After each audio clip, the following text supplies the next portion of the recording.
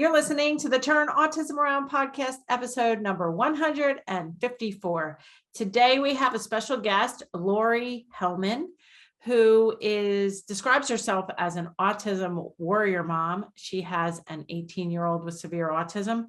And we talk today a lot about her journey, but specifically about her book and her podcast, as well as resiliency, how to always have hope, and how your life's not over, even if your child, becomes an adult and doesn't reach certain milestones. It's a great discussion. Hope you love it as much as I did. Let's get to this important interview with Laurie Hellman.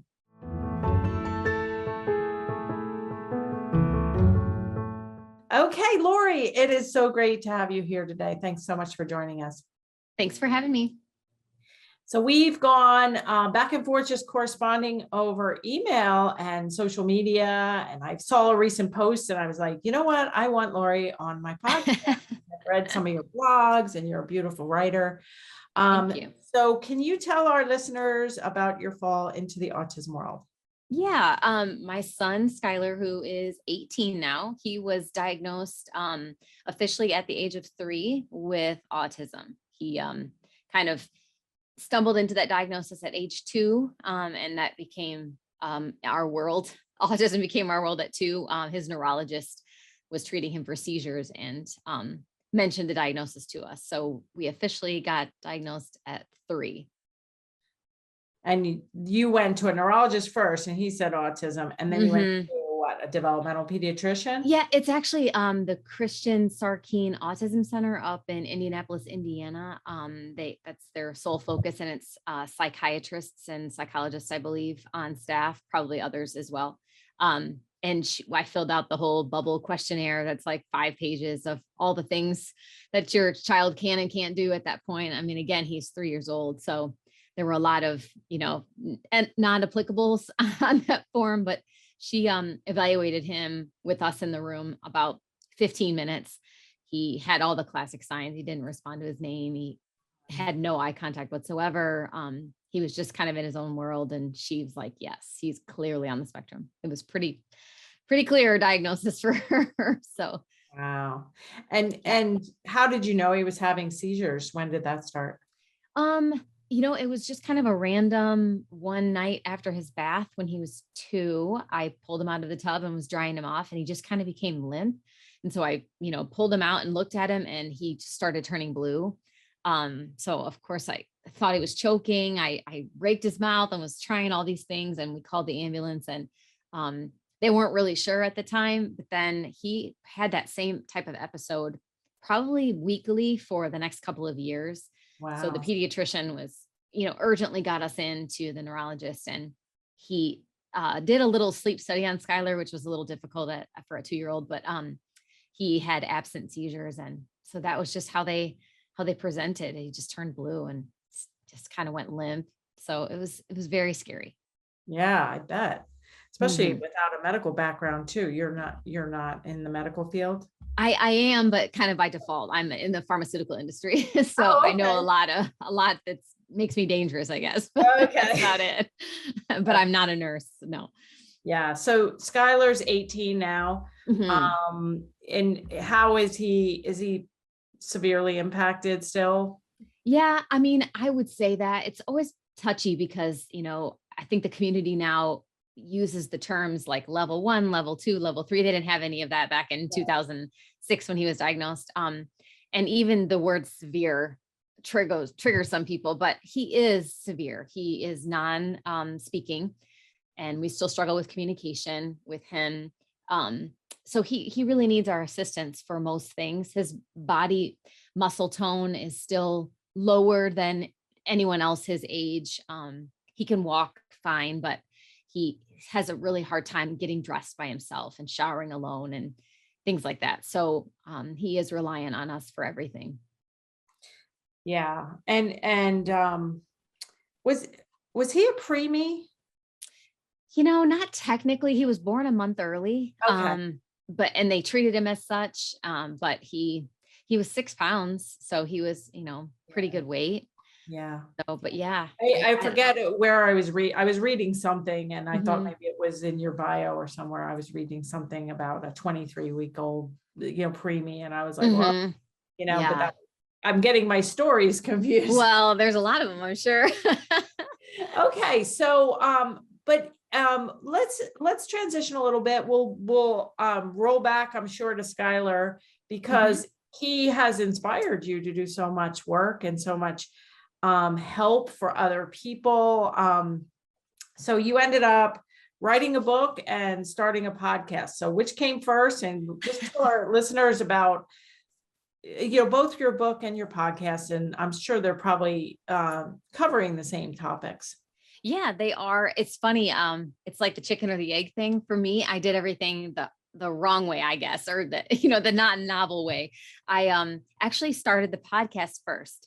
The goal for starting the podcast was really because Skylar was getting upper teenage years, and I'm constantly scouring the internet now that we have that available to us. And I just wasn't finding a lot of parents with children that are similar to Skylar's age or older. And I was desperate to find these people. I know they're out there, but maybe they aren't as social media savvy because, they didn't have any of this stuff when our kids were diagnosed. So I started the podcast, and that has been a huge wealth of communication between other parents and connection. I have loved that. And then from that, What's the name of the podcast? it's called Living the Sky Life, named after Skylar.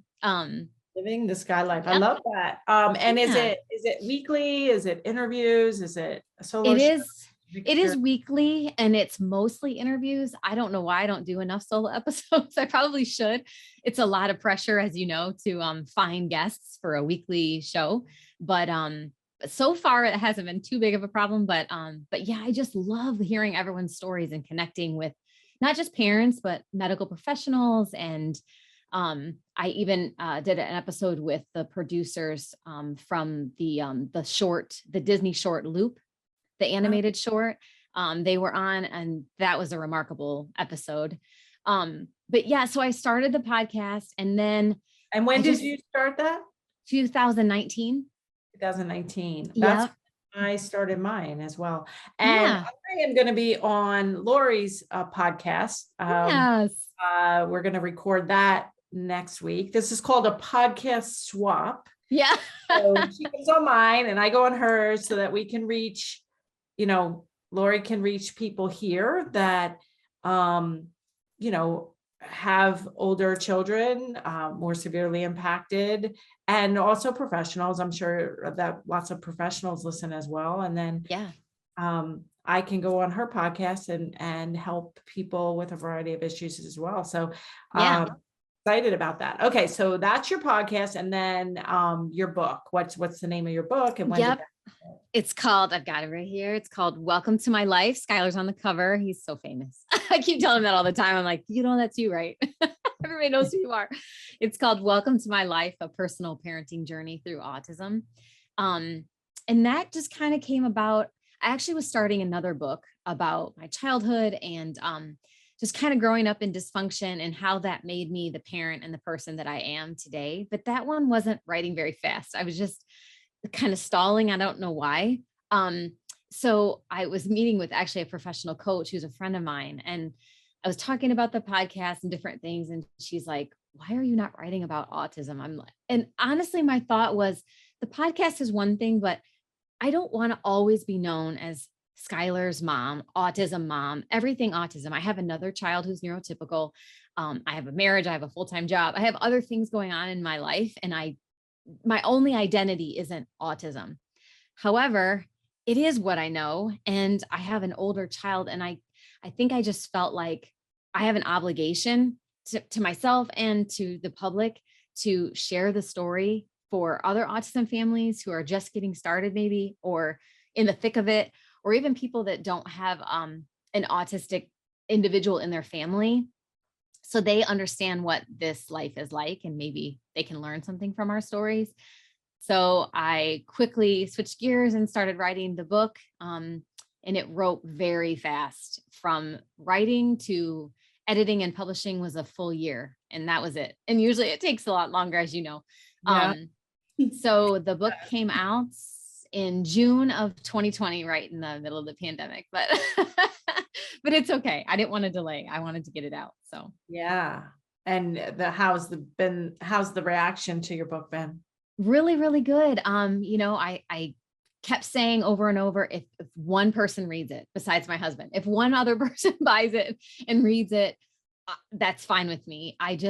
It was so cathartic for me. And also just, it was overwhelming emotionally to write about the memories from when he was little and the seizures and all that stuff that I had kind of buried a little bit, but to unpack all of the therapies and all of the things.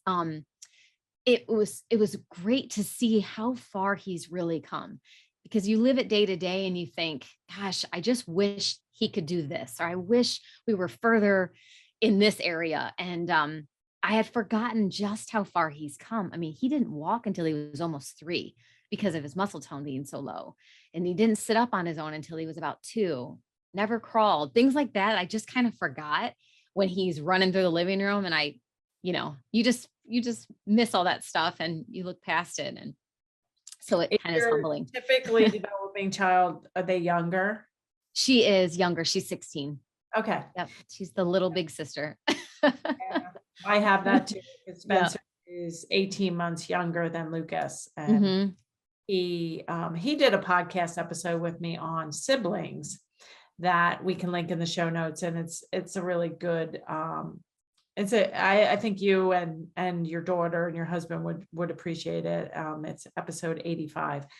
So, and we started corresponding because we're both involved with Kate Swenson from Finding Voice. Yep. And she was also on the podcast episode 70. We can link that in the show notes as well.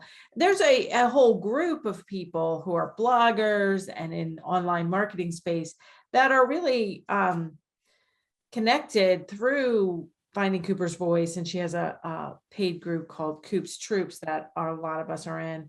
And she, like you and me, she has a son with severe autism as well. And he's 10 or 11, your son's 8, my son's 25.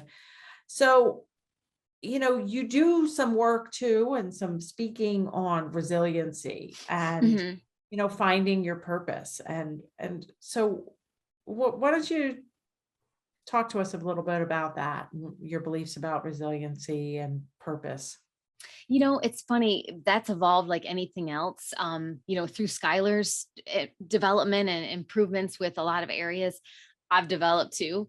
You start out in one place when your child's diagnosed, and there might be anger and resentment and things going on. I certainly had all of that, and I was confused, and I didn't understand why this was happening to me and to my family. And why can't he just be neurotypical? And I hate that I felt that way and went through that, but I think you have to go through that to then come out on the other side. I'm never the person to say autism is a blessing and it's a gift. And I don't think that way, because I wouldn't wish this on more than me. I wouldn't wish this on Skylar. His life is difficult now for the rest of his life. And he has challenges that so many people don't. And it's, if I could take that away from him for him, I would. But just kind of leaning into it, he has taught me, I say it all the time, so much more than I could ever imagine teaching him. And it wasn't until I wrote the book about our life and about autism and was in the process of writing the other one that I finally realized that my purpose really from autism and having a child with this, this condition, I don't know if that's the right way to say it, but just with these challenges, that I was born for this kind of. I went through a lot as a child. I had a severely alcoholic father, a very tough childhood. And I don't think that if I had grown up in the white picket fence, perfect family, so to speak, that I would have the resiliency to deal with some of the things that we deal with the seizures, with the hitting and the banging and the pulling my hair and all of that stuff.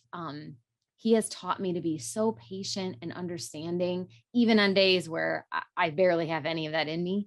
But but there's a bigger purpose to all of this, whether I see it in this lifetime or I don't. He is teaching the world so many things about inclusion and acceptance and understanding and patience. So I have no choice but to be resilient for him, to fight for him and kids like him, for the rest of my life. That's what I'm here to do. So yeah, it sounds similar to, my, how I feel about it too. mhm. Yeah. So what would you say to a parent out there, mom, who's just got a diagnosis, or, uh, a 2 or 3, or just, is having, a 7-year-old with severe autism? Like, what would you say? Yeah, I would just highly encourage them to lean in and to definitely not be isolated. Again, I've said it before, we didn't have all of these mediums. We didn't have podcasts back then. There wasn't even a thing. Google was barely a thing, if it was a thing. And certainly social media, all the different platforms that are out there now, we just didn't have that either. So there's no reason to be sitting at home, alone and trying to go through this. There are so many groups like Coop's Troop or Finding Cooper's Voice. And I'm always faithful to Kate because she opened up Pandora's box, really. I mean, it has allowed us a platform to speak about the hard and the great times.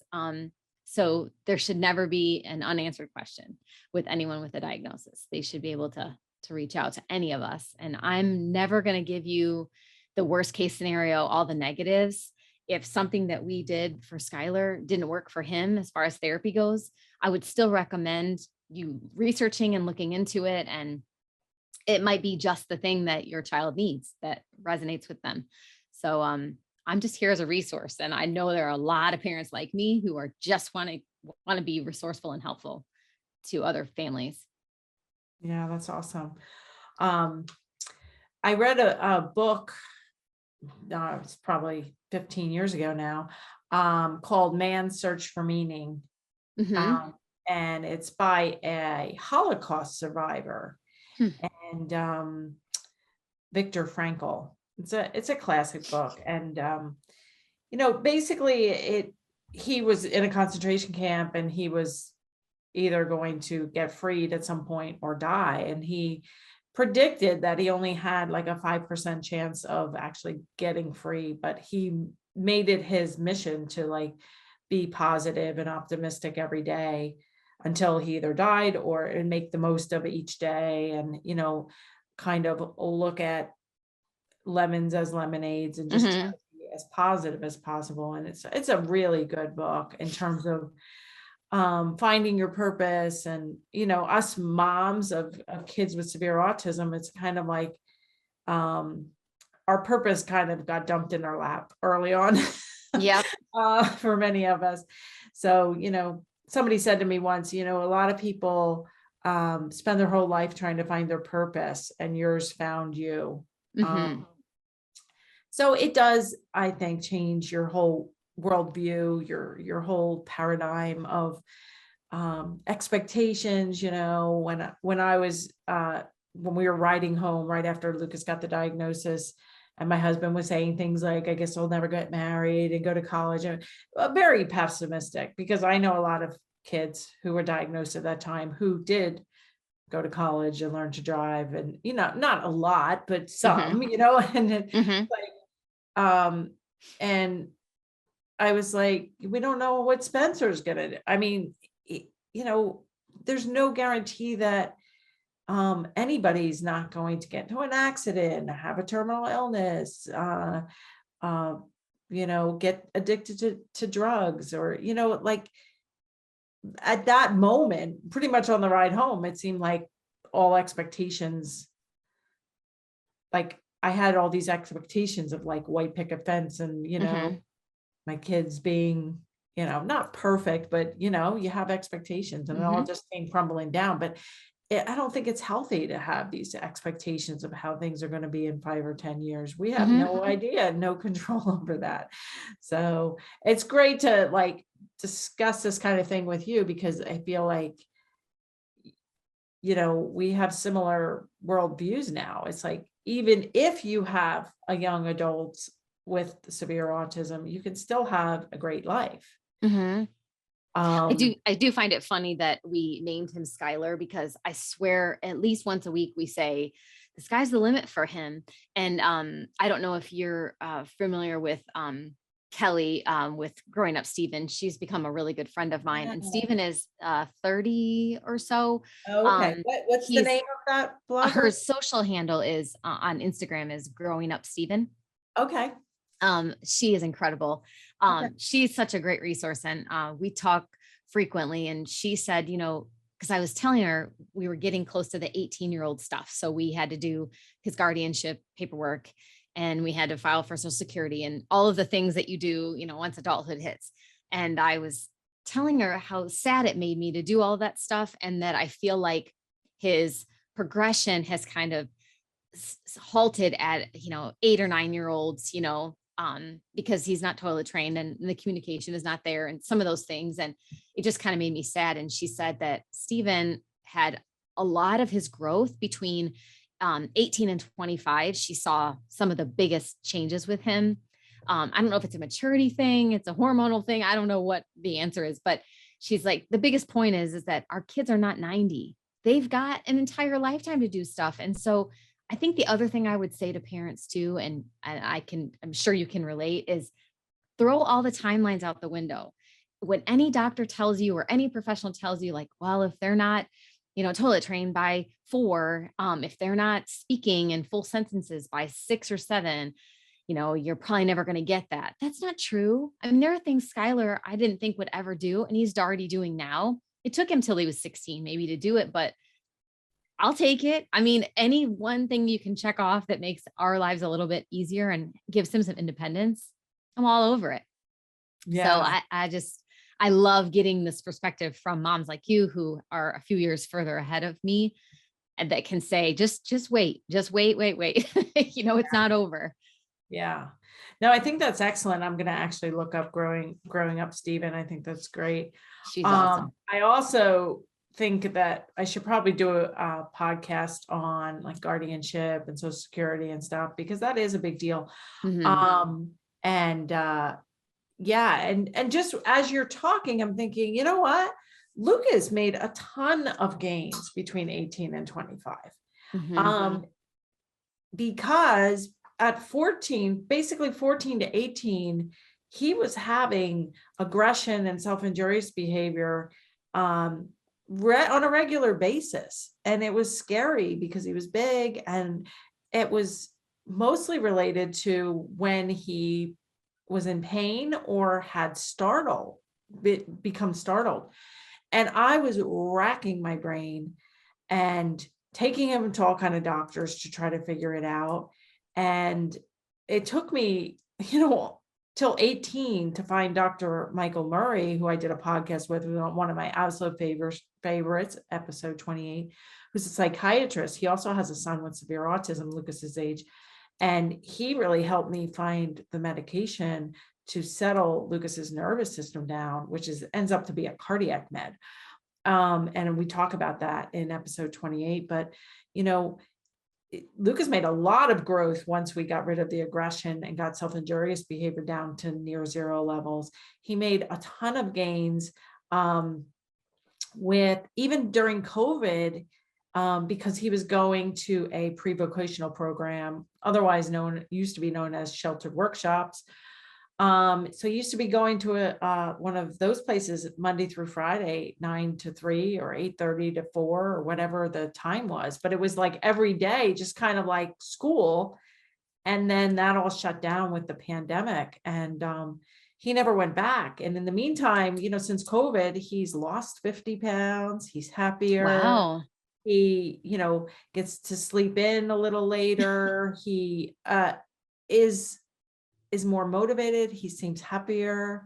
We take data, excuse me, we take data on his affect and his speed with volunteer tasks. And as you're saying, this woman gave you the advice that kids can still make a lot of growth. yeah, the sky is the limit. And no, we're not gonna, turn Skylar and Lucas into fully functioning, driving, going to college. But we can always move the bar up in terms Mhm. of as safe, as independent, and as happy as possible. And you know, we talked a little bit before we hit record that, your son's not yet toilet trained and he's 18, and most people would freak out when they hear that. And you said you heard from me like on my podcast and stuff, like it's never too late. And in Mhm. fact, I am gonna, see if I can help you either when I'm on your podcast or, the same techniques that work for little kids work for older kids, but they have to be tweaked and adapted and Mhm. but it's never out of the question. So I think just your resiliency to know that, and just not to, your life's not over if Skylar doesn't reach this milestone or that Mhm. milestone. It's, you know, Yeah, I mean, I think our mission as parents, in general, is to help our kids succeed and become model citizens and independent in any way that they can. And I do feel blessed that I have my daughter Kendall, to model, I guess, the neurotypical things like college visits and driver's license and things like that. But I do everything for her to make sure her future is bright, just like I do for Skylar. It's just different. So, I mean, that's my mission while I'm on this earth, I guess, is to make sure that both of my kids have happy, lives, fulfilled daily, adventures and whatever they're going to do, and just set them both up for success. I'm never going to give up on either of them. So, right. like you said, you never know what the path is going to be for any child. I joke about it. It's kind of not funny, but that, it's nice to not have to worry about Skylar getting into drugs or stealing my car or, some of the brother sister fights about the bathroom or whatever, that most teenagers siblings get into. I don't have to worry about those things for him. So, Right. it's a little bit less stress, I guess.